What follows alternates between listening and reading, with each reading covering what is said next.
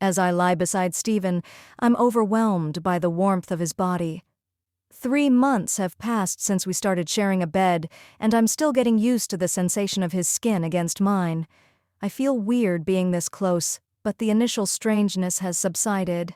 My gaze drifts to the ceiling, and I'm transported back to a time when I was Tony, a man with a hard shell and a distrustful heart.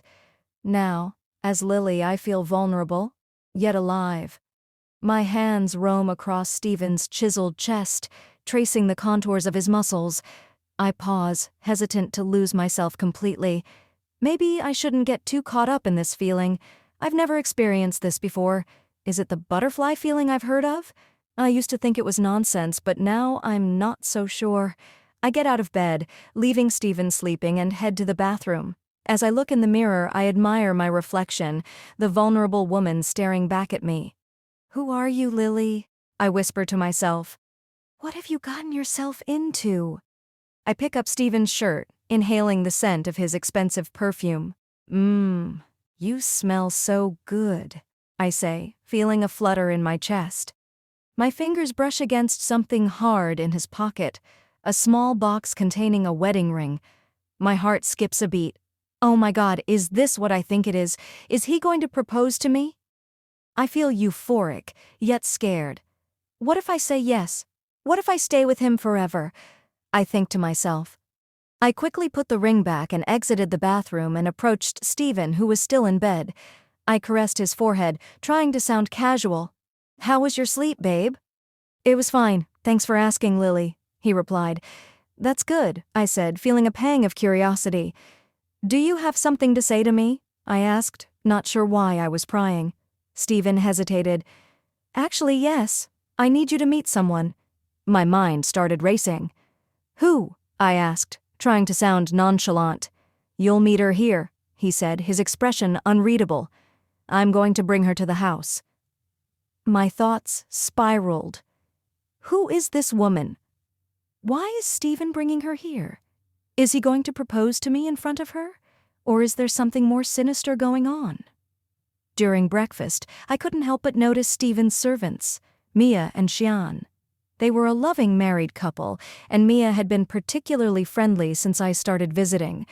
Seeing them together made me wonder, is this what my marriage with Stephen would be like? Helping each other, being happy together?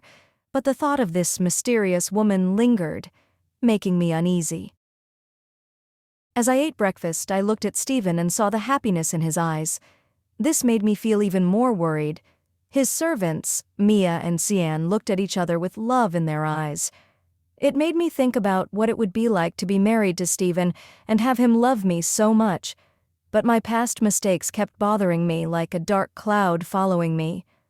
I watched Stephen go into his study, feeling unsure about the secret box in my pocket. Breakfast was awkward, and I tried to hide my worries with fake smiles. Then Mia, the housekeeper, asked me to go shopping with her.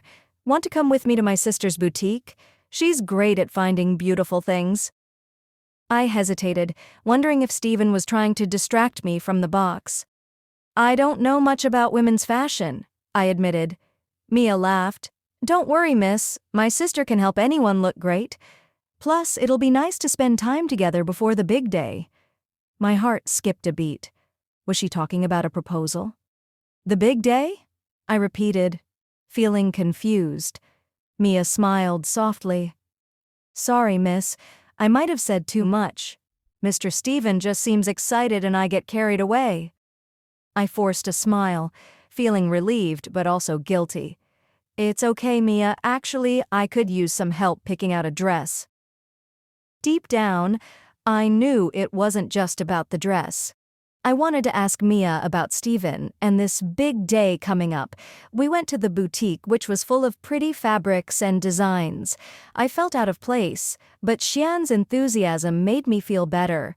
As Xian helped me find dresses, I talked to Mia, who was arranging scarves nearby. "Can I sit with you?" I asked. Mia looked surprised. "Of course, miss, but you don't have to." "Please," I said gently. "Tell me, Mia, what's it like being married to Xian?" Mia smiled warmly. It's like sharing laughter and tears, holding hands in tough times, and having a partner in good times. It's about trust and respect. I felt a lump in my throat. This wasn't the controlling relationship I feared. This was beautiful. But I still had doubts. What if one partner has a past that's hard to forgive? I asked quietly. Mia's expression softened. The past is like a book with many chapters. What matters is the chapter you're writing now together. If your partner truly loves you, they'll see past your mistakes and love you for who you are. Her words made sense, and I felt a little better. Looking at Jian, who was laughing and happy, I wanted that kind of happiness too. But could I have it? Should I talk to Steven about my doubts or wait and see what happens? As I left the shop, I felt a little stronger. The future was uncertain, but I knew I wouldn't face it alone. As the sun set, Steven kissed my forehead and whispered, "I'll be back soon, love. Wait for me?" But his sweet words only made me feel uneasy. I waited for what felt like forever, my anxiety growing with each passing second. Finally, the door creaked open, and Steven walked in with a young girl on his shoulders. She wore a bright blue school uniform, and her innocent eyes met mine with curiosity and a hint of fear. Steven's face was tense, and he said, "Lily, this is Stephanie."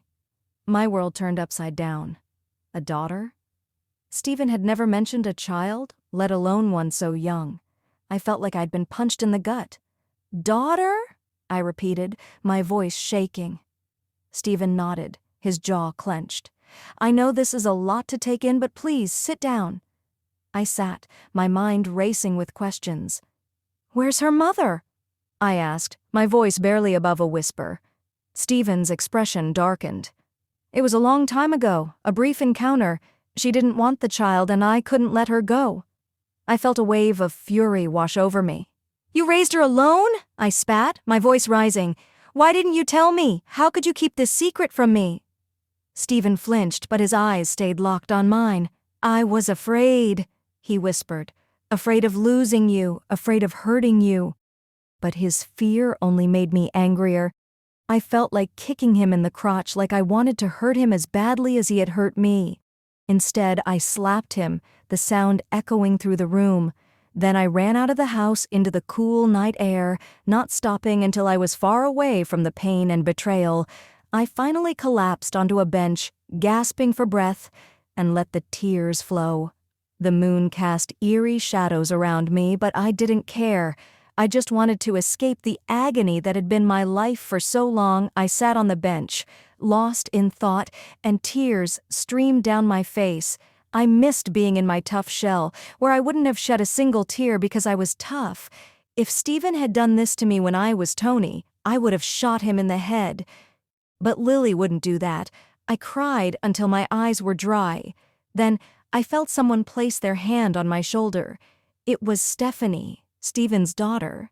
She offered me a candy stick and asked, "Would you like to have a candy stick? They're great."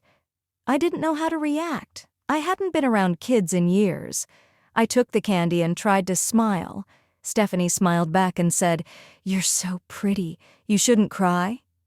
I asked her, "What are you doing outside?" She replied, "I want to call you back inside, Lily." I hesitated. "Maybe a little later?" She asked, "Is this because of me?" I reassured her, "No, honey, it's just complicated." Stephanie turned to go back to the house, but I called out to her, "Stephanie, can you tell me what your father told you about me before bringing you here?" She smiled and said, "He told me he's bringing me to meet his new wife, and I asked Dad if that would make you my mother." I asked, feeling a pang in my heart, "And what did your dad say to this?" Stephanie replied, "He didn't say anything but blushed." I looked at Steven's eyes, watching us from the window. They were so innocent, yet hopeful. Why would her mother abandon her? I got curious to know more about this hidden child of Steven's and why he hid her from the public. I took Stephanie's hand and walked with her back to the house, unsure of what the future held but willing to face it.